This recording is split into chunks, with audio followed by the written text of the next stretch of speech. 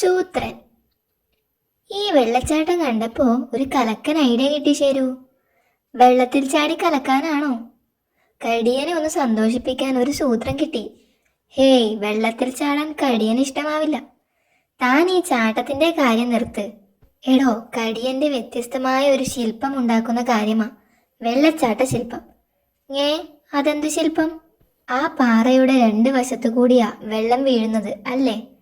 അതെ. അതിന് ആ കല്ലിൽ രണ്ടു ചെവിയും രണ്ടു കണ്ണും മൂക്കും വായും വരച്ചാൽ കടിയനെ പോലെ ആയില്ലേ? വെള്ളം സട പോലെ തോന്നും. ഹിഹി. ഇതു മതി.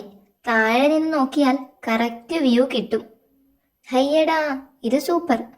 ഞാൻ കടിയനെ വിളിക്കാം. ഞാൻ പോയി വിളിക്കണോ? വേണ്ട, ഞാനാവാം. ആ ക്രെഡിറ്റ് എനിക്കിരിക്കട്ടെ.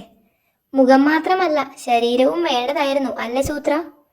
തൽക്കാലം ഇതു മതി. ചേട്ടന് ശരിക്കും സർപ്രൈസ് ആകും. വ്യത്യസ്ത ശില്പമാ. ഇതാണോ ഞാൻ?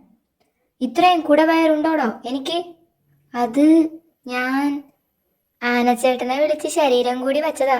താഴത്തെ കല്ല് മാറ്റി കടിയനെ ഒന്നുകൂടി വിളിച്ചു കാണിച്ചാലോ?